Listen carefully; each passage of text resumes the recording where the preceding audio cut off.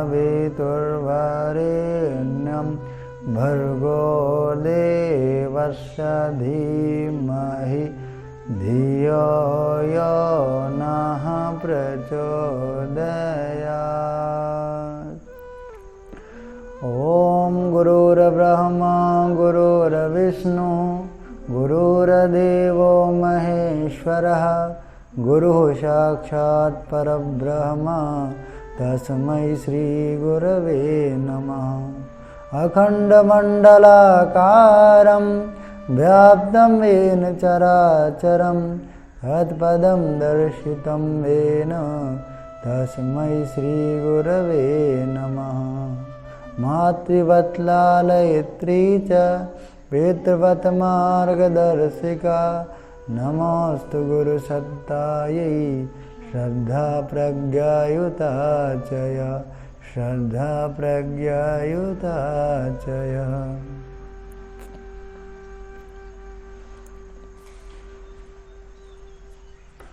आज का जो विषय है, अपने ख्याल आप बदल लें, अपने विचार आप बदल लें, अपना दृष्टिकोण आप बदल लें। ऐसा ना करें, ऐसा आप ना करें। भीतर का एक दर्द है, भीतर का भाव है और विचार है और इच्छा है कि कम से कम आप विद्यार्थी हैं, तो ऐसा ना करें। कैसा ना करें, देखें इधर। छोटी सी घटना हमको याद आती है। कभी 4-5 साल पहले मैं एक संस्था में पढ़ा रहा था, तो मेरी इच्छा थी कि मेरी कलमें चलती हैं, दो कुछ लिख पाता हूँ तो बच्चे भी लिखें। तो हमने यह है कि कविता लिखने का एक अभियान छेड़ा था, एक प्रोसेस था कि आप लोग लिखें। नई कविता हो पाएगी तो रिदम होगा, राइम होगा, तुकबंदी मिलेगी तो आप गा सकते हैं, बोल सकते हैं, फंक्शन में अपना होगा। 6 to 12th विद्यालय। और हमने जब बच्चों से प्रयास किया, कहा, निवेदन किया, तो बच्चों ने लिखना शुरू किया। कोई 4 लाइन, कोई 8 लाइन, कोई 2 लाइन, जो जिससे बन पड़ा लोग लिखते थे। कई दिन की घटनाओं में से एक दिन की घटना यह है कि एक दिन मैं बच्चों को मोटिवेट कर रहा था, बता रहा था कि आप लोग विद्यालय आते हैं, विद्यालय के कई सारे उद्देश्य हैं विद्यालय आने के।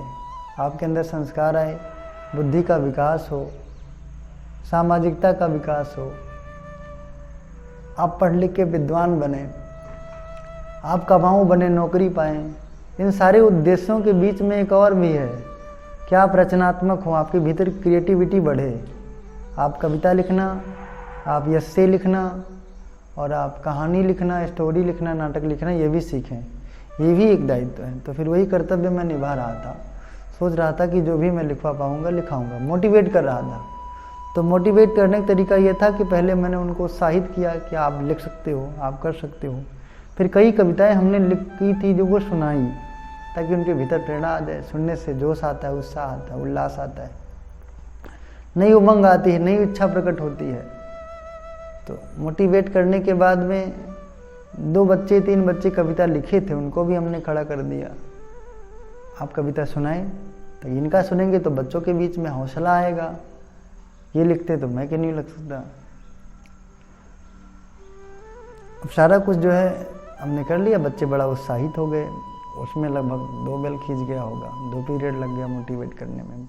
पर हौसला आ गया, उनके अंदर एक जज्बा आ गया, कल मैं जगूंगा और लिखूंगा, कुछ ना कुछ जरूर करके लाऊंगा, स्टोरी ही लिखूंगा, चुटकुले ही लिखूंगा। ये भाव सब में आ गया। होता है। थोड़ी देर बाद एक सीनियर टीचर थे आए। सीनियर थे, कुछ तो कहा नहीं जा सकता, एक प्रकार से प्रिंसिपल ही मान लीजिए। उनका हम अज्ञानवर्ती रहे, उनकी आज्ञा का पालन करते थे। तो उन्होंने कहा, सर 2 पीरियड आप बेकार कर दिए, फालतू की बातें करके इधर उधर की आप बिल्कुल बेकार कर दिए। अब ये लोग क्या कविता लिखेंगे, ये कविता लिखेंगे, इनको बोलना नहीं आता, खड़े हो जाओ, 11 का पहाड़ा सुनाओ तुम।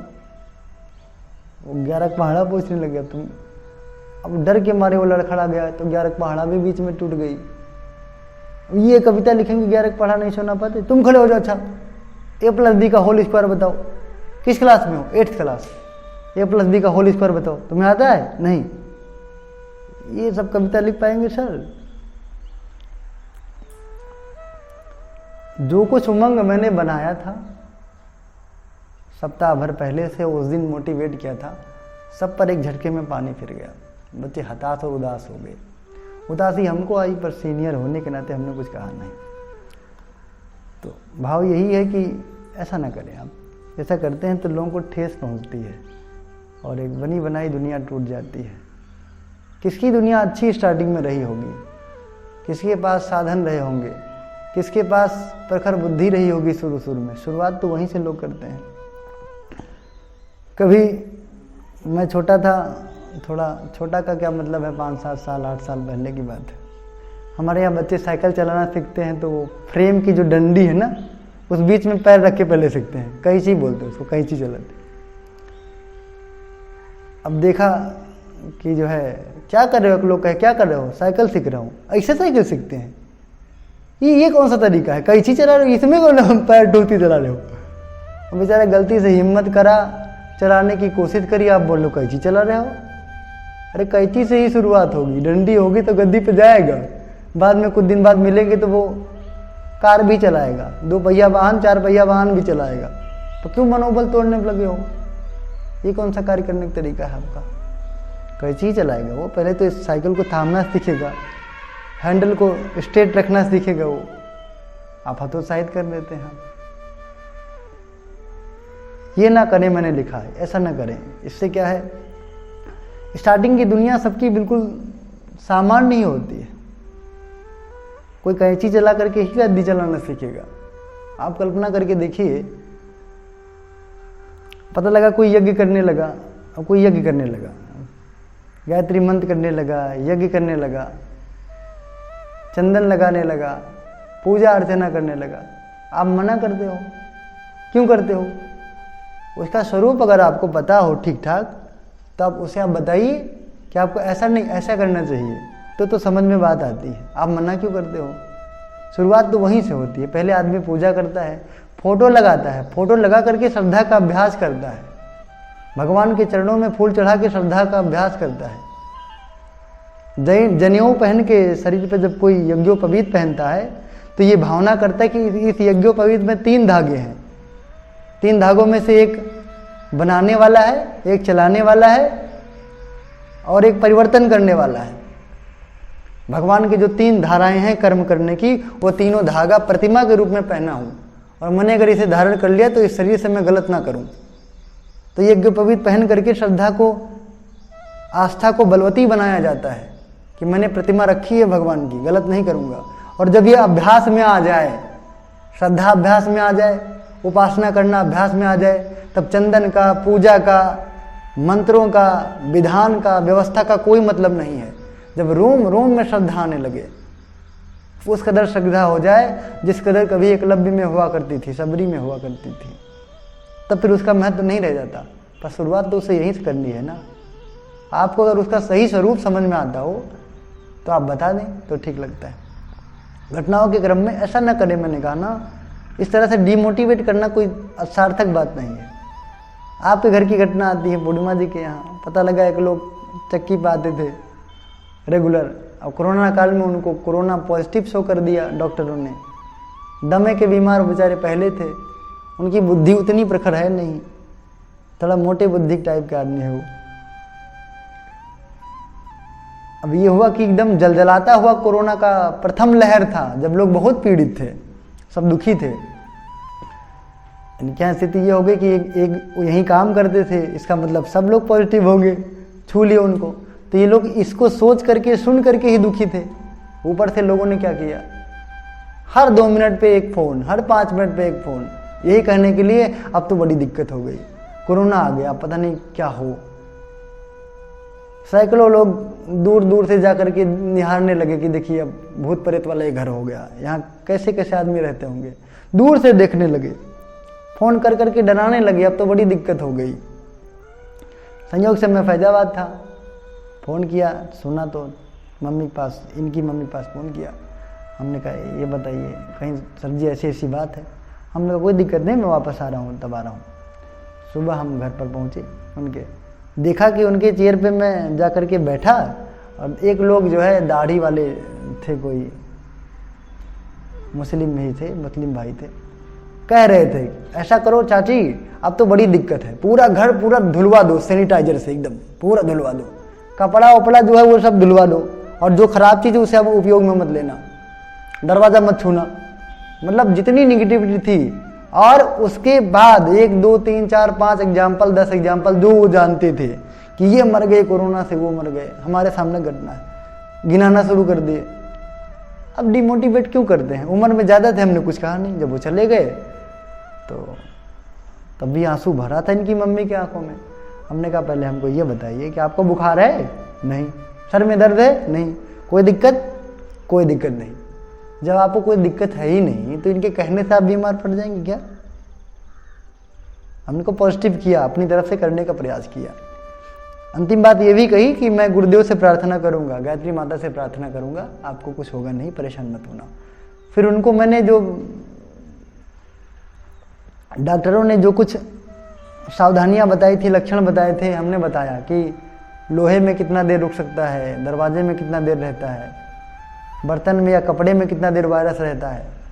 फिर पूछा कितना दिन हुआ? का 3 दिन की घटना हो गई, तब तो वो खत्म हो गया होगा, तब आप काहे परेशान हैं? पॉजिटिव किया। अब ऐसा ना मत करें, किसी को आप हतोत्साहित क्यों करते हैं? छोटी सी घटना इसी कड़ी में आती है शिवटी की मम्मी की। शिवटी की मम्मी नहीं, उनके पापा की। कभी 8-10 साल पहले बहुत बीमार थे, इतना बीमार थे कि उनके शरीर में केवल बस हड्डियां ही बची थी, कुछ और नहीं था। कैंसर हो गया था उनको, बहुत पीड़ित थे, बहुत दुख था उनको। रो रो के बेचारी बेहाल। फैजाबाद चक्कर आया, लखनऊ चक्कर आया, दिल्ली चक्कर आया, मुंबई चक्कर आया, अपना जोर पूरा बेच बाज के जो भी था लगा दिया। अंतिम में डॉक्टर ने कह दिया कि अब नहीं बचेंगे, घर वापस लाना पड़ा। सब लोग रो रहे थे, सब लोग देखने वाले आने लगे, पर वहाँ भी व्यक्ति को बचने के चांसेस हैं। मम्मी जान पाई तो उनके घर तुरंत गई। कहीं भगवान से बढ़कर कोई नहीं है, अंतिम उम्मीद तो वो है ही है। उनको पॉजिटिव किया, उनसे जो बन पड़ा भगवान के आगे हाथ जोड़ा, आंसू बहाया, प्रार्थना किया। अब देखिए अच्छे भले हैं, उनको आप कह भी नहीं सकते ये कभी बीमार थे। पैसा कमाते हैं, सारे बच्चों चलाते हैं। अंशिका जी के घर की आप बात करिए, तब वे उनके यहाँ पता लगा हार्ट का वाल खराब हो गया है। हार्ट में ही तो वाल होता है संभवतः, एक वाल खराब हो गया है। डॉक्टर ने कहा, 10 डॉक्टरों ने कहा, यहाँ से लखनऊ तक के 10 डॉक्टरों ने कहा ऑपरेशन करना पड़ेगा। तो बेचारी ये सुन करके तो दुखी हो गई, पूरा परिवार दुखी हो गया, परेशान हो गया। 150 लोग 200 लोग आए सांत्वना देने के लिए नहीं, बस देखने के लिए आए कितनी बीमार है। और उन लोगों ने मिल करके, बहुत कम सबने मिल करके 100 उदाहरण दिए होंगे। यही बीमारी थी, वो पड़ोसी मर गया, यही बीमारी थी, वहाँ के लोग चल बसे। सारे निगेटिव एग्जाम्पल। 1-2 ठीक हुए थे, उनका जिक्र ही नहीं किया होगा। बड़ी उदास, 4 से 5 दिन तक लोगों ने खाना नहीं खाया। हमको पता पड़ा तब हम घर गए तो हमने सांत्वना दी। हमने कहा तो भगवान तो है ही है भाई, जैसे जो आपका प्रारब्ध है वो तो कोई नहीं काट सकता, लेकिन आप उम्मीद मत छोड़िए। हमने यही बात प्रश्न उनसे भी किया, आपको कितनी तकलीफ महसूस हो रही है वर्तमान में? कहा सर जी अभी तो कोई दिक्कत नहीं। हमको तब आप भोजन करिए, और कमजोर क्यों हो रही है आप? भोजन करिए, भगवान में भरोसा रखिए। आपके पास पैसे ऑपरेशन के नहीं हैं तो जो दवाई बन पड़ती है आप करिए, हम लोग भी प्रार्थना करेंगे, अपने परिजनों से कहेंगे, हाथ जोड़ के प्रार्थना करेंगे। ईश्वर ने चाहा तो नहीं ऑपरेशन कराना पड़ेगा, सांत्वना तो दे सकते हैं। ऐसा मत करिए, हतोत्साहित डिमोटिवेट करने आप पहुंच जाते हैं। किसी ने कोई टारगेट रख लिया कि मैं ये बनूंगा, आप पहले ही उसका पांव पकड़ खींचने लगते हैं। तुम कहां बन पाओगे, तुम कहां कर पाओगे? उसका भविष्य दर्शन आप पहले ही कराने लगते हो। ऐसा क्यों करते हो? ये बात बिल्कुल ठीक नहीं है। और रही बात विकास की, आप मान के चलिए क्या पता कौन कहां से उठ जाए। पन्ना पन्ना इतिहास का भरा पड़ा इसी से। सामान्य सा व्यक्ति जो पेट्रोल पंप पे खड़े होकर के पेट्रोल डालने का, पेट्रोल भरने का काम करता है, छोटी सी नौकरी जिसमें उसका पूरे परिवार का गुजारा भी होना मुश्किल है। कौन जाने भविष्य में वो अंबानी बन जाए, आधा टैक्स भारत का पूरा उसी पर टिका हो, कौन जाने। कोई कुछ भी करता हो, यहां तो नियम कुछ और है, सफलता के नियम कुछ और है। आप कल्पना करके देखिए, मिट्टी खोदने वाला में कौन सी बुद्धिमानी है? दशरथ माझी, मिट्टी खोदने वाला, बहुत ही साधारण सा, बहुत ही निर्धन परिवार का व्यक्ति, जो सुबह से शाम तक केवल मिट्टी खोदता था, मात्र मिट्टी को इधर उधर करता था, वो तो संसार का इतना इंपॉर्टेंट पर्सन बन गया कि आपके देश की सबसे ज़्यादा क्लास की, टॉप क्लास की एग्जाम, सिविल का एग्जाम, IAS का एग्जाम, उसमें अगर आप उसका नाम भूल जाए तो 1 नंबर आपका गायब, खत्म, और आप फेल होकर घर बैठ जाए चुपचाप। इतना महत्वपूर्ण व्यक्ति वो बन गया कि हर शिक्षित व्यक्ति उसका नाम जरूर जानता है, और सम्मान। केवल नाम ही कमाया उसने, नहीं, ये बात भी नहीं है, पहाड़ों के बीच ने उससे रास्ता बनाया। कौन जाने कौन क्या कर बैठे। मिट्टी खोदने वाला वहां जा सकता है, क्यों आप मना करते हो? कोई कुछ भी करने चल दिया, आप क्यों मना करते हो? कोई अगर दुकान खोलने चल दिया तो जितने लोग पूंजी लगा करके बर्बाद हुए उनका आप उदाहरण दे देते हैं कि देखो वो दुकान क्या था, मिट गया, वो दुकान क्या था, मिट गया। ये कौन सा सलीका है आपका? जिंदगी भर आप लोगों को हतोत्साहित करने के लिए, मनोबल डाउन करने के लिए आप पैदा हुए हैं। कहीं कोई कुछ भी बन सकता हो। यदि आपको लगता हो कि मैं इसको कुछ आइडिया दे सकता हूं, इसके कर्मों में कुछ सुधार कर सकता हूं, वो भी हमको एक्सेप्ट करता हो, तब तो आप कुछ कहें नहीं। कहीं से भी कोई उठ सकता है, कहीं से भी। कितने सारे उदाहरण हमारे देश में भरे पड़े हैं। आप कल्पना करके देखिए, ट्रेन के नीचे एक लड़की आती है और दोनों पांव कट जाता है, अरुणिमा सिन्हा। और उसके बाद हम 4 सीढ़ियां चढ़ते हैं तो हाँफते हैं, डांफते हैं, गिरते हैं, पड़ते हैं, थकते हैं, उठते हैं और बैठते हैं। और वो माउंट एवरेस्ट की टॉपर बन गई। वो उतनी बड़ी चोटी को पैरों तले लाके कर दिया सीधे। क्या पता पैर कटने वाला उतनी ऊंचाई तय कर ले, क्या पता लोग कहां से कहां पहुंच जाएं। यहां तो कोई कुछ पता ही नहीं है। अभी आप सुन रहे हैं, बार बार न्यूज पे देख रहे हैं, एक दर दर की ठोकर खा करके, भिक्षा मांग करके गुजारा करने वाली, घर से पति ने निकाल दिया हो, परिवार वालों ने बहिष्कृत कर दिया हो उसको, उसके बाद 1600 से ज्यादा लड़कों को वो पालती है, पोसती है, बड़ा करती है, पढ़ाती है, लिखाती है और सर्वांगीण विकास करके सर्वसंपन्न बनाती है। घर से वंचित, भिक्षा मांगने वाली एक ऐसी स्त्री जिसका कोई अस्तित्व नहीं है, उसे लोग भिक्षा देने से भी कतराते हैं। ट्रेन वालों ने धक्का देके बाहर कर दिया। उसके बाद वो हजारों बच्चों की मां बन जाती है, उन्हें पूरे विश्व में प्रसिद्ध बना देती है। और जितना राष्ट्रपति और प्रधानमंत्री देश का आता है सब उसे सम्मान देता है। कहां से कोई उठ जाए क्या पता है। आप हर बार डिमोटिवेट क्यों करते हो? किसी को कोई काम कर रहा है, आप सलाह क्यों नहीं दे पाते? निगेटिविटी क्यों आपके भीतर भरी पड़ी है? सब जगह आपको खराबी दिखता है। ऐसा आप ना करें। कहां से कौन, आप कहते हो पूजा करना बेकार है, यज्ञ करना बेकार है। यज्ञ और योग करने वाले हमारे यहाँ के स्वामी रामदेव जी किस मामले में कमजोर पड़ते हैं? विद्वता उनको कम है, उनका स्वास्थ्य गिरा हुआ है, उनका सम्मान कम है, उनके माध्यम से हजारों लोगों का भला हो गया, हजारों लोगों की बीमारियां ठीक हो गई, आपको नहीं दिखता? किसी भी सामान के लिए लोग बाहर की तरफ मुख किए खड़े थे। विदेश से आकर सामान लेंगे। उन्होंने अपने घर में कितने सामान बनाए, घर में उन्होंने अपना शुरुआत की कि नहीं किया?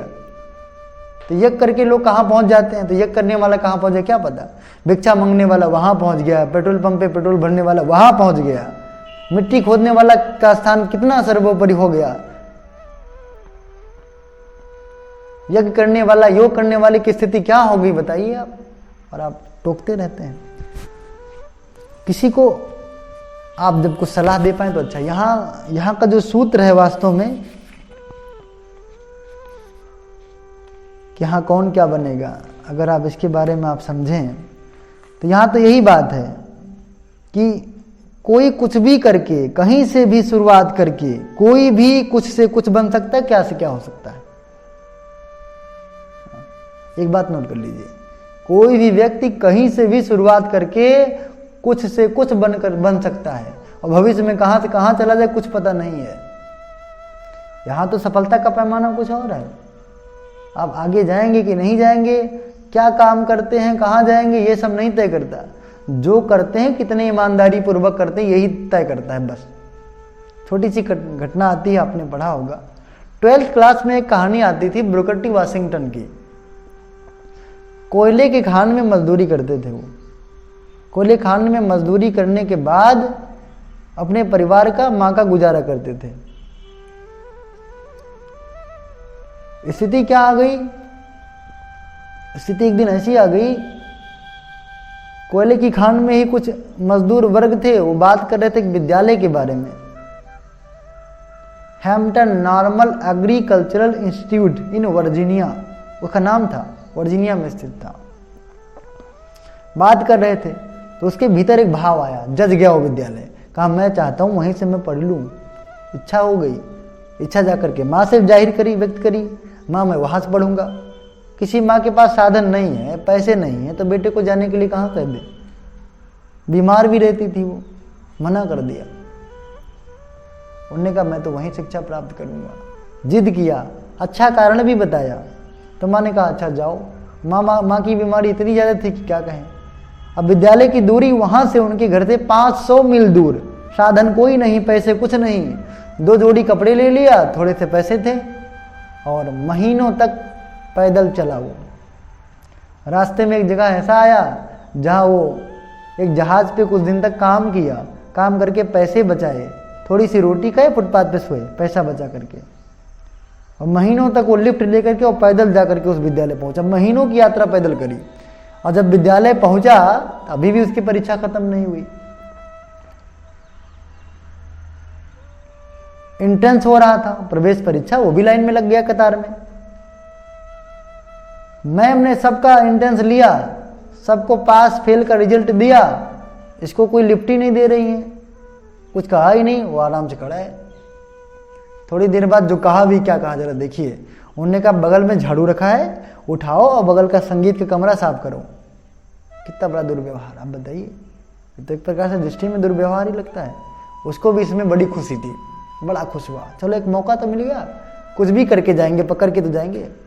अन्य लोग क्या किए होंगे, अन्य लोग पूरा 32 बाहर किए होंगे, ओहो एडमिशन लेने आया था, झाड़ू लगाया जाके साफ करे, अन्य लोग तो 32 दिखाए होंगे।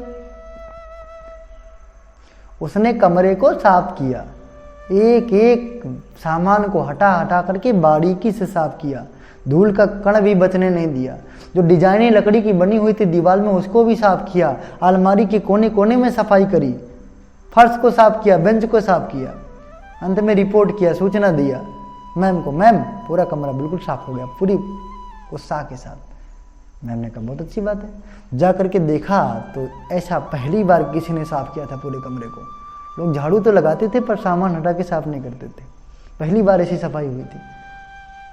हैंडकरचीफ निकाला, अंदर से रुमाल निकाली और पोंछ करके देखा, कोई मिट्टी नहीं, और बिना इंटरव्यू लिए ही, बिना इंटरव्यू लिए उसको कहा तुम्हारा एडमिशन पक्का है। यहाँ तो देखिए, आप गए हैं पढ़ने के लिए, आपसे तो मैथ का क्वेश्चन पूछा जाना चाहिए था, हिस्ट्री, ज्योग्राफी, फिजिक्स, केमिस्ट्री, अन्य सारे सब्जेक्ट पूछे जाने चाहिए, पर आपको झाड़ू लगा करके आपको जो है स्कूल में एडमिशन मिल रहा है। क्या करके कौन क्या बन जाए, फिर वो प्रेसिडेंट बना बुकर टी वाशिंगटन, कोई क्या करके क्या बन जाए कुछ पता नहीं। क्यों किसी को आप मना करते हैं, कहीं से कोई कुछ भी बन जाता है। गिनिए एग्जाम्पल, कितना आप गिनेंगे। चाणक्य को देखा, चाणक्य ऐसे शख्स थे जिनको भरी सभा से, राज से अपमानित करके धक्का देकर निकाल दिया गया। वह अपमानित व्यक्ति, वह सन्यासी व्यक्ति अपने प्राणवान होने का पूरा प्रमाण दिया। उसके बाद में उसने अखंड भारत का राजा तैयार किया। क्यों उसका उपहास करते हैं आप, वो कुछ भी कर सकता है। एकलव्य का नाम सुना आपने, जिस द्रोणाचार्य गुरु ने उसे ठुकरा दिया, मैं तुम्हें शिक्षा नहीं दे सकता। क्यों? क्योंकि मैंने किसी राजकुमार को सर्वश्रेष्ठ धनुधर बनने का वचन दे करके रखा है। कोई दिक्कत नहीं, मिट्टी की मूर्ति बना लिया हो आपका, पूरी श्रद्धा उसके आगे झोंक दिया, अभ्यास करने लगा। आप मजा लेते हो, अरे इससे सीखेगा ये, मिट्टी गुरु बना लिया, द्रोणाचार्य आगे देखो देखो देखो, मजा ले रहे। वहां से वास्तव में वो करके दिखाया, जो सीधे प्रत्यक्ष शिक्षा लेकर के और जो नहीं बन पाए वहां से मूर्ति से वो श्रद्धा के बलबूते निकाल लिया। क्यों आप किसी का उपहास कर सकते हैं? कुछ भी करके कोई कहीं से कहीं भी जा सकता है। आप ऐसा मत करिए, किसी को डिमोटिवेट करने वाला काम मत करिए। कितने उदाहरण दे दें आपको। शबरी का नाम सुना नहीं सुना? रोज सुबह उठ करके फूल बिछाती थी, मेरे भगवान आ रहे हैं।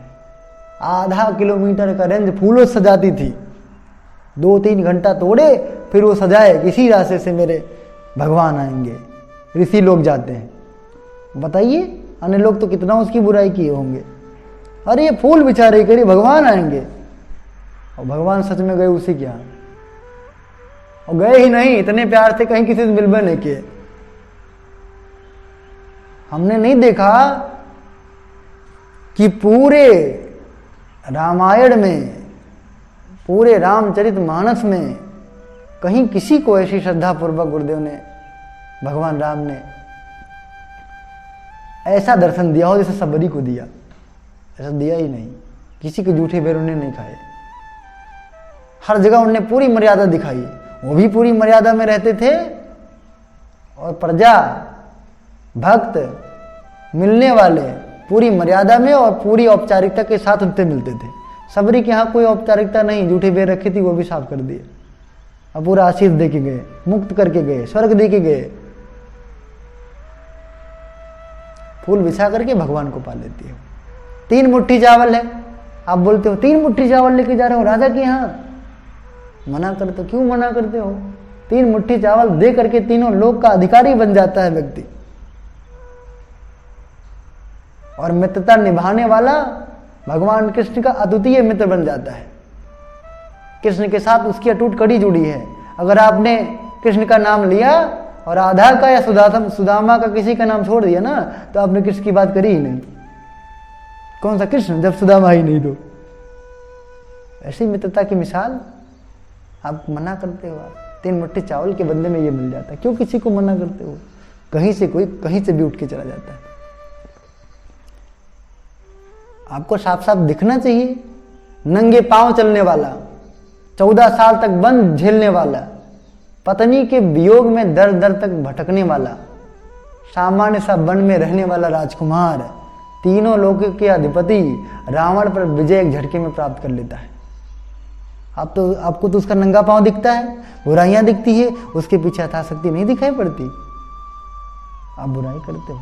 नंगे पांव चल के उस रथी महारथी को हराने का सौभाग्य प्राप्त करता है, और करता ही नहीं, राम को लोग भगवान के रूप में पूजते हैं। इसीलिए क्योंकि उन्होंने असुरों का, असुरता का संहार किया और लोग सुकून पूर्वक रहे। राम राज्य के रूप में सतयुग की लोगों ने स्थापना करी। क्यों मना करते हो? 5 पांडव दर दर की ठोकर खाते थे, कितने दिन तक बन बन भटके, कितना परेशान हुए, बहुत दिक्कतें, बहुत जिल्लतें झेली, लेकिन महाभारत का जो विजय माला था उनके गले उतरा। अजर अमर कीर्ति छोड़ गए, ऐसा विजय प्राप्त किया। टुकड़े टुकड़े भारत को अखंड भारत में, महाभारत में बनाकर जाने का श्रेय किसी के ऊपर रहा तो पांडव ही रहे। घूमने वाले जंगल जंगल, कोई स्थिति आपकी है, क्या फर्क पड़ता है? भविष्य दर्शन आपका कोई नहीं जानता कि आप कहाँ जाएंगे। और कोई कुछ भी करके, मैंने कहा ना, कर्म जो आप करते हैं कितना ईमानदारी पूर्वक करते हैं, कितनी निष्ठा पूर्वक करते हैं, कितना उसके प्रति आपका उस उद्देश्य पवित्र है, यही सब देखा जाता है, यही सब परमात्मा परखता है। उसके बाद आपको कहाँ से कहाँ पहुँचा दे क्या पता। सामान्य सा बैरिस्टर, सामान्य सा वकील जो केवल वकील बन के रह जाता, 2, 4, 6, 10, 20 मुकदमे सही या गलत का फैसला कर पाता, वो अहिंसा का प्रतिमूर्ति बन जाता है, अहिंसा का प्रतीक बन जाता है। उसके नाम लिए बगैर अहिंसा की पूजा की नहीं जा सकती। ऐसा गांधी और भारत जैसा विराट राष्ट्र, जहाँ देवता भी जन्म लेने के लिए तरसते हैं, परमात्मा भी धरती पर आते हैं, बार बार आते हैं, और यहाँ की धरती का, यहाँ की मिट्टी का, यहाँ की संस्कृति और खुशबू का बहुत सारा प्रशंसा करके जाते हैं। ऐसी धरती का राष्ट्रपिता अगर कोई है तो उसे बोलते हैं महात्मा गांधी। बैरिस्टर से कोई महात्मा गांधी बन सकता है, कोई दिक्कत नहीं, बन सकता है। कोई कहीं से भी उठ करके कहीं भी जा सकता है। और आप डिमोटिवेट करने वाला काम ना करें किसी को भी। अगर आप थोड़ा बहुत उमंग ना दे पाए, उत्साह न दे पाए, तो आप डिमोटिवेट बिल्कुल मत करना। हमारे बच्चे हो आप लोग तो जिंदगी में ऐसा मत करना। कबीर की बात सुनी आपने, मसी कागज छुयो नहीं कलम गयो नहीं हाथ। हमने कभी कागज के पन्ने को छुआ तक नहीं, कलम हाथ में थामी ही नहीं, फिर भी ऐसा लेख, ऐसा साहित्यकार, ऐसी विद्वता प्रकट करी जिसके एक एक दोहे पर लोग अब तक पीएचडी करते आ रहे हैं, पर पूरे भाव को वो क्लियर नहीं कर पा रहे हैं। नए शब्द, नए विचार, नए भाव, नया जीने का तरीका दिया कबीर जी ने। कौन? जिनके पास कभी विद्यालय का चेहरा नहीं था। आप क्यों किसी को कहते हो कि यहाँ से नहीं उठ सकता? कोई कुछ भी करता हो, आपका अधिकार। मैं आपका गुरु हूँ, आप में मैं कमी देखता हूँ तो मैं बोल सकता हूँ, मेरा अधिकार क्षेत्र में आता है। दूसरी बात, आप मुझे एक्सेप्ट करते हो तो मैं बोलता हूँ। समाज का तीसरा व्यक्ति यदि मुझे एक्सेप्ट करता हो और मैं उसके बारे में ठीक ठीक जानकारी रखता हूँ तो मैं उसे बता पाऊँ, वो भी एक्सेप्ट करता हो तो, नहीं तो फिर उसकी दुनिया उसके हाथ, कोई कुछ भी कहीं भी करता हो। गोस्वामी तुलसीदास जी की बात तो आपने सुनी, कामासक्त जिसे आप बोलते हैं, पत्नी के प्रेम में एकदम कामासक्त, एकदम कामातुर। पता लगा कहीं गए थे कार्य करने के लिए, पता पड़ा मायके पत्नी चली गई, पत्नी मायके चली गई, उनको ठेस आया, चल पड़े वो नदी पार करके। नदी में एक लकड़ी मिली, लकड़ी पर के सहारे वो नदी पार करके गए, और पीछे खिड़की से गए, इतने उतावले कि सामने का दरवाजा भी नहीं खोला, पीछे खिड़की से गए। खिड़की पे एक रस्सी लटक रही थी, वही पकड़ के अंदर कूद पड़े। पत्नी ने देखा, ठक रह गई। उसने एक सेंटेंस कहे, क्या कहा? तुम्हें जितना इस हाड़ मांस की शरीर से प्रेम है ना, उतना भगवान से हुआ होता तो तुम क्या हो गए होते। बात हृदय तक चली गई, पहुंच गई। तुरंत वहां से वो वापस हो आए।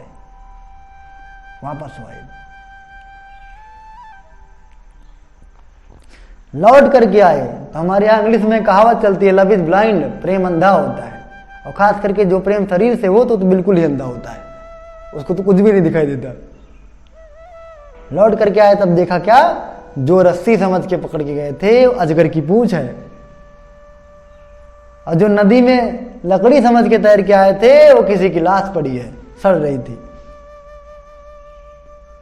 ऐसे कामातुर, ऐसे विवेकहीन, ऐसे मंदबुद्धि के व्यक्ति भी क्या करते हैं आपको पता है? ऐसा धर्म ग्रंथ रखा।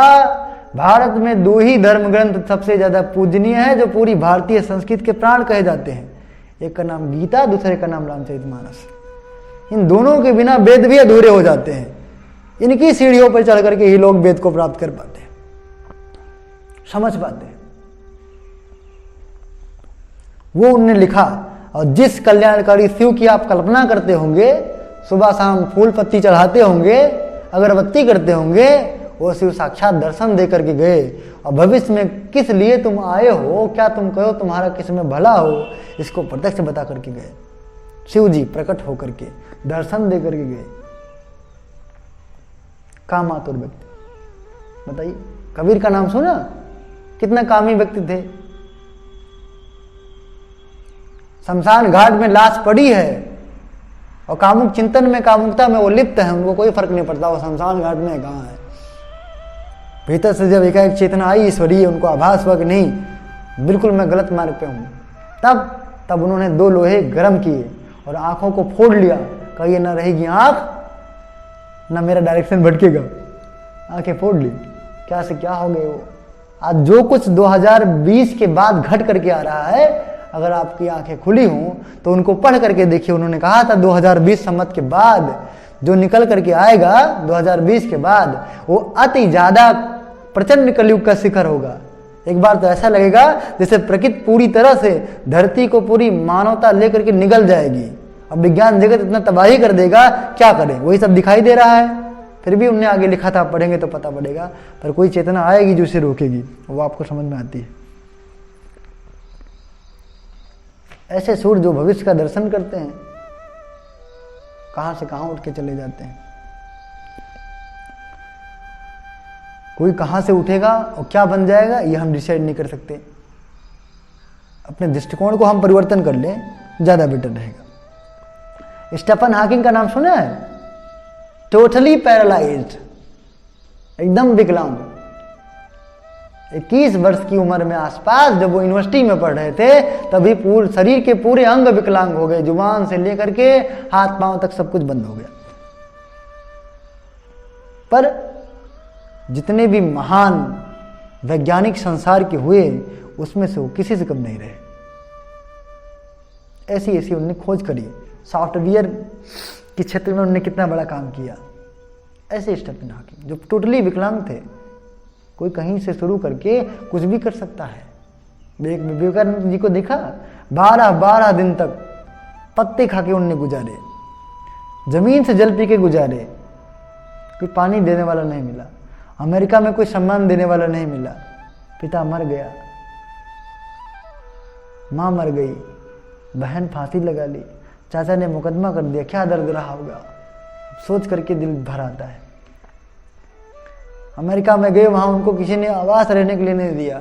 अमेरिका की गलियों में कुत्ते न जाने कितने दिन तक उनको दौड़ाए। और एक मित्र सन्यासी उनका गया था, वो भी लौट करके आया और उसने प्रचार कर दिया भारतवर्ष में कि भारत का एक सन्यासी गया है जो वेश्याओं के साथ रहता है। प्रहार पे प्रहार, प्रहार पे प्रहार। उसके बाद जो दबी हुई, कुचली हुई, सड़ी हुई हमारी भारतीय संस्कृति जो थी, डूब गई थी, उसको उठा करके वैश्विक फलक पे पहुंचाने का काम किया विवेकानंद जी को। विवेकानंद जी ने, उन्हें ना पहुंचाया होता तो आज जो हम लोग थोड़ी बहुत भी संस्कृति लिए हैं वो सब डूब जाती। पाश्चात्य संस्कृति में लोग मरे मरे फिर रहे हैं, आंख मूंद करके ब्लाइंडली, टोटली बिल्कुल कॉपी करते हुए चले जा रहे हैं, कोई विवेक नहीं। विदेश वालों ने पैंट फाड़ लिया, फाड़ लेते, कोई दिक्कत नहीं। इधर साफ करा लिया, साफ कराते, कोई दिक्कत नहीं। सब कुछ, कोई वैज्ञानिक है ही नहीं है। हमारे यहाँ मंत्र से लेकर के यज्ञ तक, कपड़े से लेकर के धोती कुर्ता तक, आवास तक की व्यवस्था, सोने और चलने की व्यवस्था, खड़ाऊ तक की व्यवस्था पूरे विज्ञान पर आधारित है। उसका एक वैज्ञानिक रीजन है, कारण है। ऐसा करके देखेंगे तो पूरे शरीर को, मन को, पूरे अस्तित्व को आपके बहुत ही कंफर्टेबल फील होगा। यही नहीं, आपका आत्मिक उन्नत भी होता रहेगा। आंख मूंद की सारी चीजें नहीं बनाई गई है। कहीं से व्यक्ति कोई भी उठ सकता है, हम केवल सुन करके ना कहें। शुक्रात को देखा है, नाक चपटी थी, क्यों? गला छोटा था, आंखें उभरी हुई थी, बड़े कुरूप लगते थे वो। पढ़ा होगा आपने, बहुत कुरूप लगते थे। फिर भी उनने अपने पूरे राज्य को एक उच्च स्तरीय स्थिति में पहुंचाया, जहां जानवरों की बलि दी जाती थी, बंद करवाया उनने। न जाने कितने अंधविश्वास व्याप्त थे, मानवता बिल्कुल डूब गई थी। ऐसा अभियान चलाया कि लोग ठीक ढर्रे पे आगे जीना सीख लिया। घर पे मकान क्या था, पत्थर काटने वाले उनके पिता थे, कोई अच्छी फर्नीचर भी ना थी, अच्छे कपड़े नहीं थे उनके पास, फिर भी उनने बड़ा काम किया। पत्नी भी उनकी लड़ने वाली थी, बहुत ज्यादा कर्कश, सहते रहे, काम करते रहे। कोई कहां से उठ के कहां चला जाए कुछ पता नहीं। हमारा दृष्टिकोण जब दूषित हो जाए ठीक नहीं है। अपना विचार, अपना ख्याल, अपने दृष्टिकोण बदल लीजिए। आप अपना नजरिया पूर्ण रूप से बदल लीजिए। जो आपने अख्तियार करके रखा है ये ठीक नहीं है। इतने छोटे और इतने ऊंचे, इतने छोटे इतने ऊंचे तो नहीं हो सकते आप। दूसरे में आप कमी ढूंढते फिरे, हर कोई आपको कमी नजर आता है। जब राजनीति की लोग बात करते हैं, राजनीति की दो कड़ी हो जाए, तब भी लोग हमेशा सारी सत्ताओं की बुराई करते हैं। कहीं कोई पॉजिटिविटी है ही नहीं, कांग्रेस की बुराई करेंगे। 70 साल पहले देश आजाद नहीं था, देश एकदम दलित था, तो इतनी स्थिति में लाने वाला कौन? कांग्रेस सरकार थी तो उन्होंने कुछ किया ही नहीं। इतना ऊंचाई कैसे मिल गया बिना कुछ किए? 10 साल पहले भारत की स्थिति ऐसी थी जहां पाकिस्तान जब ठोक ले एक बार तो ये बंद हो जाता था। अब आज अमेरिका आंख मिलाने की हिम्मत नहीं करता। अभी जो सरकार है वो नहीं कर रही तो हम कर रहे हैं का? कभी सारे बच्चों को लैपटॉप दिला दिया यहाँ मुलायम जी ने, तभी कितने बच्चों का हमने कितनी उससे चीजें टाइप करी, तब वो भी बुरे लगते थे आप। अभी योगी जी ने कितना काम किया, ये भी बुरे लगते हैं आप। वो वाली सरकार है तो वो भी बुरी लगती है। आप चाहते क्या है? वो स्थिति क्रिएट करने वाले की स्थिति आ जाती है कभी कभी। प्रमाण देते देते बेचारी सीता चली गई। अंतिम में यही कहा, यदि मैं वास्तव में पतिव्रत धर्म का पालन किया हो तो अभी धरती मां मुझे अपने अंदर संभाले। चली गई। समय इतना ज्यादा विषाक्त है, वातावरण इतना दूषित है, प्रकृति इतना टेढ़ा हो गया है कि इसमें हर कोई व्यक्ति, गुरुदेव ने लिखा था 2020 से 2026 तक का जो वक्त होगा वो ऐसी स्थिति आ जाएगी कि लोग किंग कर्तव्य विमूढ़ हो जाएंगे। उनको पता ही नहीं पड़ेगा मैं क्या करूं क्या ना करूं। उसमें सरकार भी हो सकती है और हम भी आप हो सकते हैं। हमको आपको नहीं पता क्या करें क्या ना करें। मम्मी चाय ला के देती, मैं ठोक लेता हूं, चाय लेके आई हो, नमक कम है, चीनी कम है, ये हो। आपको यही करना चाहिए क्या? अभी ठीक से इलेक्शन का रिजल्ट नहीं आया, कह दिया 10 दिन बाद पेपर होगा, एग्जाम देना है आपको, निर्णय देख लीजिए।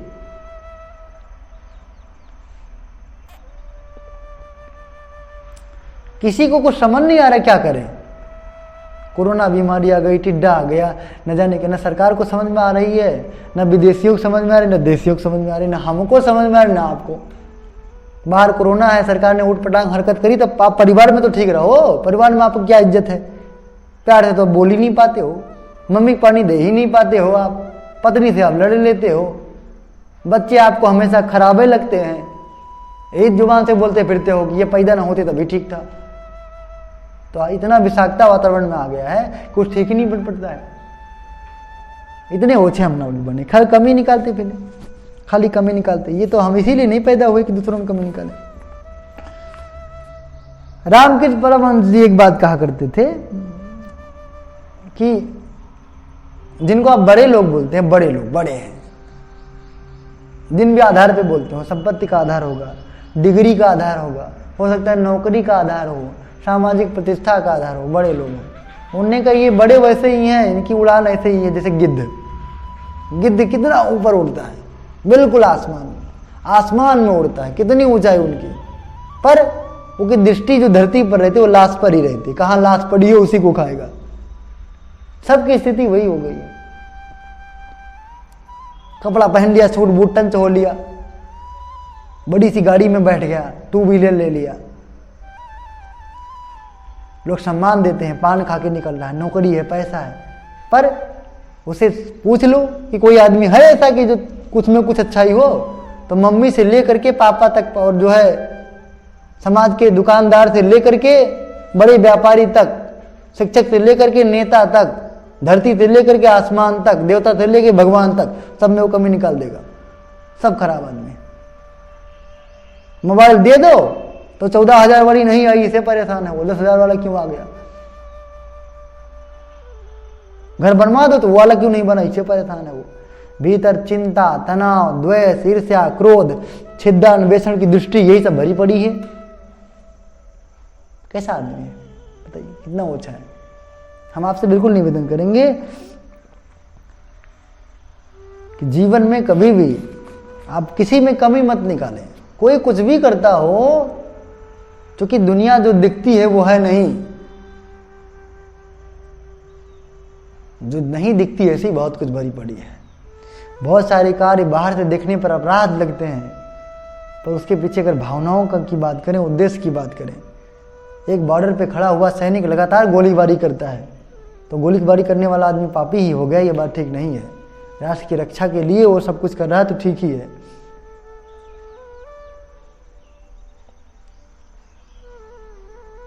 उसके पीछे भाव क्या है कार्य करने का, बहुत महत्वपूर्ण है ये। कब किसी का राजयोग, कब किसी का संस्कार और पुण्य एक साथ उदय हो जाए, कब कोई कहां से कहां पहुंच जाए, क्या पता।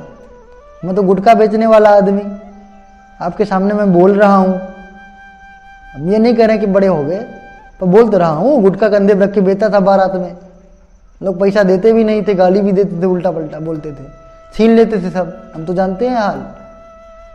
फल बेचते थे हम, लकड़ियाँ बीन के लाते तब बनता था भोजन। पर आपके सामने मैं लेक्चर दे रहा हूँ, आप सुन भी रहे हैं। आप ग्रेजुएशन में बैठे, ग्रेजुएशन में पढ़ते हैं आप, तो वो संजोग बेचने वाला, गाली खाने वाला आदमी कभी ग्रेजुएशन वाले को लेक्चर भी दे सकता है वो। तो क्या पता कुल कहाँ चला जाए, क्या पता है कहाँ चला जाए। हमारे एक मित्र हैं, क्रिकेट खेलते थे। क्रिकेट बहुत सारे लोग कहे होंगे क्रिकेट खेलता है, कुछ नहीं करेगा, ये वो फलान ढकान। पर जैसे ही उनने अपना जो है टीचर वाली बीटीसी करी, पहले ही वैकेंसी में उनका तुरंत नौकरी लग गया। गवर्नमेंट सर्विस करते हैं लोग आश्चर्यपूर्वक। कब कहाँ से कोई क्या बन जाए कुछ पता नहीं है। कल का डाकू रत्नाकर भविष्य में कितना बड़ा वो भारतीय इतिहास का पहला संस्कृत का कवि बन जाए, वाल्मीकि बन जाए, कुछ कहा नहीं जा सकता।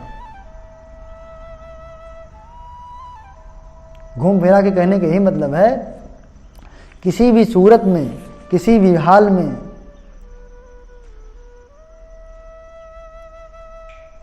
हम ऐसा ना करें कि लोगों में कमी ढूंढते रहें। रामचरितमानस पूरा उठा लिया, एक वाक्य मिला बस, क्या, कौन सा बताइए? शूद्र गंवार ढोल पसुनारी, सकल ताड़ना के अधिकारी। और प्रातः काल उठ के रघुनाथा, मातु पिता गुरु नामे माथा। ये सारे सेंटेंस वो भूल गया, मिला ही नहीं, यही एक सेंटेंस मिला। क्यों? नारी को बदनाम किया जा रहा है। और तुम नारी कितनी इज्जत करते हो, मम्मी की इज्जत करते हो, पत्नी की तुम गुलाम बना कर रखे हो। जुबान से बोलना हो तो बोल दोगे, अर्धनारी है ये, अर्धांगिनी है, आधा अंग है, आधा हिस्सा, आधा सम्मान, आधा ज्ञान, आधा पैसा। लेकिन गुलामी की दृष्टि से देखते हो उसे, कैद खाने की तरह कैद करके रखते हो, एक डब्बे में बंद कर दिया, सारी सुविधा दे दी, वही खाए। जैसे कोई जानवर पालतू पकड़ लाए हो, पाल करके रखे हो, दो बोटी उसके आगे फेंक दे रहे, उसको आप पढ़ने की छूट नहीं देंगे, उसको आप सम्मान नहीं देंगे, उसको आप पढ़ाएंगे नहीं, मम्मी का सम्मान नहीं करेंगे, स्त्रियां घर के दरवाजे में बंद रहें। वो गोस्वामी तुलसीदास जी बुरे हो गए, नारी का अपमान बताते हैं। और अभी आपकी इतनी बुद्धि विकसित ही हुई नहीं कि उसका अर्थ निकाल लो। ये भी नहीं सोच पा रहे हो कि जो गोस्वामी तुलसीदास जी पहले माता पार्वती जी की ही आराधना करके शुरू करते हैं और सीता जी को माँ बोलते हैं, कुछ और नहीं कहते, वहां से तो उनकी शुरुआत होती है। वात्सल्य के भाव में उन्होंने लिखा, पुत्रवत सब कुछ लिखा, उसके बाद में वो नारी का अपमान करेंगे, ये भी नहीं सोच पाते हो। यह भी बुद्धि नहीं काम करती होगी कि शायद मेरी बुद्धि इतनी कमजोर है, मैं ना समझ पाऊं। यही सोच लेते हैं कि शायद किसी ने वो श्लोक गड़बड़ कर दिया हो, बीच में नहीं चाहता है कि नारी लोग आगे बढ़े, तो काट के बीच में दूसरा कर दिया, इसीलिए गलत हो गया। यही तुम सोच लेते तो कुछ तसल्ली मिल जाती। तुम्हें तो हर जगह कभी दिखाई देती है। ऐसा मत करो, अपना जीवन बर्बाद हो जाएगा। भीतर घुट घुट के परेशानी। दुनिया खराब है, भाड़ में जाए दुनिया। राजनीति खराब है, वो भी भाड़ में जाए, राजनीति खराब है। तुम अपना दायरा तो देखो। हम पढ़ेंगे और जितने लोग साथ में जुड़े उनके भले के बारे में सोचेंगे, जो हमसे बन पड़ेगा हम करते रहेंगे। बाकी अपना जो भी कर्तव्य है, राष्ट्र धर्म वाला कर्तव्य निभाते रहेंगे। पर कमी ही देखते फिरे। भाई जो प्रधानमंत्री स्तर का होगा, जिनको आप इंदिरा गांधी कहते होंगे, जिनको आप गांधी बोलते होंगे, जिनको आप अखिलेश बोलते होंगे, ये लोग एलिजिबल ज़्यादा हैं, पढ़े लिखे, उतने पोस्ट पे पहुंचे, उनकी हो सकता है ऐसी योग्यता उस पीछे काम करती हो जो हमारी समझ से थोड़ा कम हो। आपका जहां तक अधिकार है वो करिए, पर अपने आप को जिंदगी भर उसमें मत तपाइए, ईर्ष्या करके, द्वेष करके, घृणा करके, बुराई निकाल के। अब एक तो बाहर लोग परेशान करते ही हैं, कोई नाम नियम कानून न शिक्षा के लिए, न नौकरी के लिए, न तो सरकार का सही है, न समाज का दृष्टिकोण, न वैचारिक स्तर समाज का सही है, न किसी के पास भावनात्मक सहयोग है, न कहीं पारिवारिकता दिखाई पड़ती है। सब तरफ वैसे ही गड़बड़ है। और घृणा और ईर्ष्या पाल के आप अंदर भी मरो, घुटो अपना भी न ठीक करो।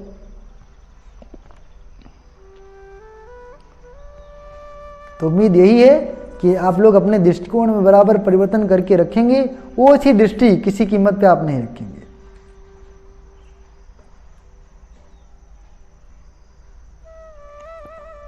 जब कोई भी किसी कार्य के लिए, किसी उद्देश्य के लिए आगे कदम बढ़ाता है तो उसका भविष्य दर्शन आप पहले कर देते हो। कि तू फेल हो। कोई भी आदमी जैसे भी 2 कदम आगे बढ़ाएगा तो ऐसे लोगों का आप उदाहरण दे देंगे कि जो बिल्कुल हार गए हों, थक गए हों, फेल हो गए हों।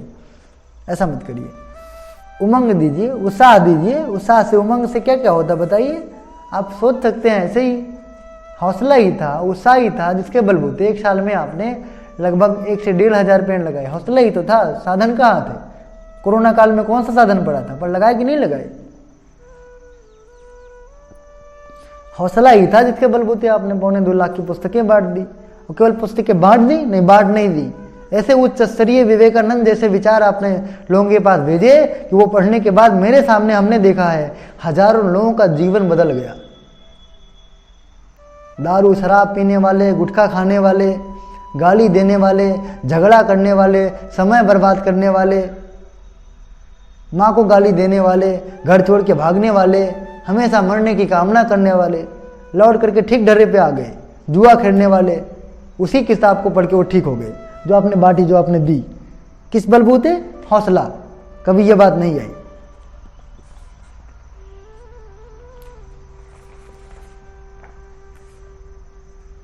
बताइए, किसी को सकारात्मक बात नहीं दी, निगेटिव। हमारे मित्र कल आए थे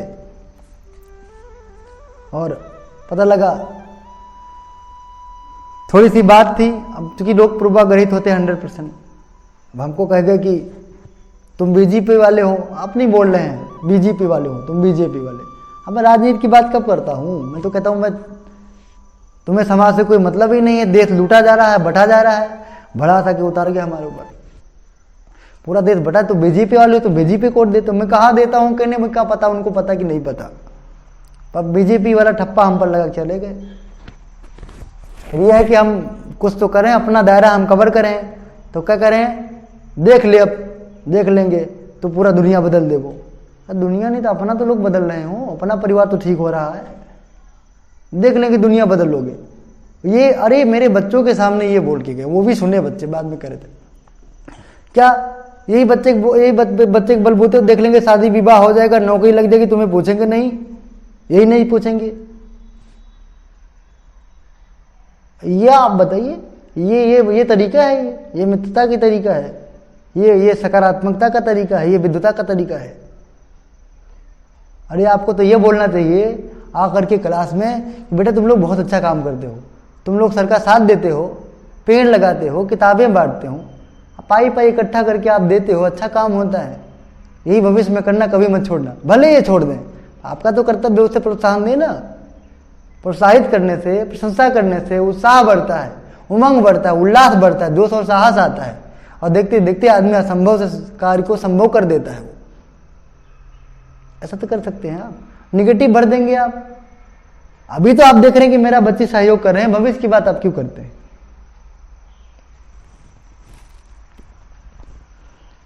बहुत आपसे विनम्र निवेदन है, आप हमारे विद्यार्थी हो, जीवन में कभी निगेटिव बात नहीं। ये पूरा संसार भगवान की विधि है, भगवान की सृष्टि, भगवान की व्यवस्था।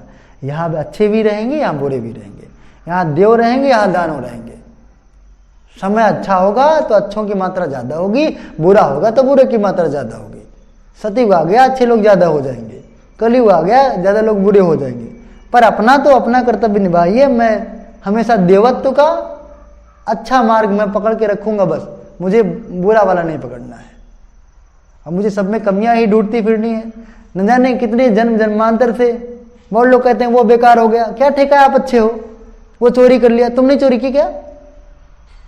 कर्तव्य की तुमने चोरी की, माँ का कर्तव्य जो निभाना था उसकी चोरी तुमने करी। जहां जाते हो रोजगार करने वहां आलस दिखाते हो, पूरा काम नहीं करते, तुमने चोरी करी। आपने चोरी नहीं करी। 84 लाख बार जन्म लेने के बाद कुत्ता बने, बिल्ली बने, भैंस बने, गधे बने, सुअर बने, शेर बने, राजा बने, रंग बने, फकीर बने, यहाँ गए वहां गए। कितनी बार आप पैदा हुए? हर जन्म में आप ऐसे ही पुण्यात्मा रहे होंगे। यही आपने किया होगा जो अभी कर रहे हैं। यही डॉक्टर बने थे, डॉक्टर ही थे। नेता बन गए, नेता ही थे, योगी ही थे। जब इतनी बार की आपकी यात्रा है तो कभी आप चोरी किए होंगे, कभी आप काम वासना सताई होगी, कभी किसी गला घोटा होगा, कभी आपने किसी के साथ दुर्व्यवहार किया होगा, कभी किसी को दवा दी होगी। सब तो आप भी करके बैठो, कहा किसी गिरड़ा करते हो। आज उसका दिन बुरा है, कभी सही आ जाएगा। गलत होगा, हो गया होगा, सुधार कर पाइए तो करिए, सहायता कर पाइए तो करिए, कर्तव्य निभा पाइए तो निभाइए, नहीं तो फिर भविष्य में आप ठीक है तो वो भी ठीक हो जाएगा, कभी तो आएगा दिन। सकारात्मक बने रहिए, ये काम कर पाए आप तो बहुत अच्छी बात है। समय काफ़ी हो गया है और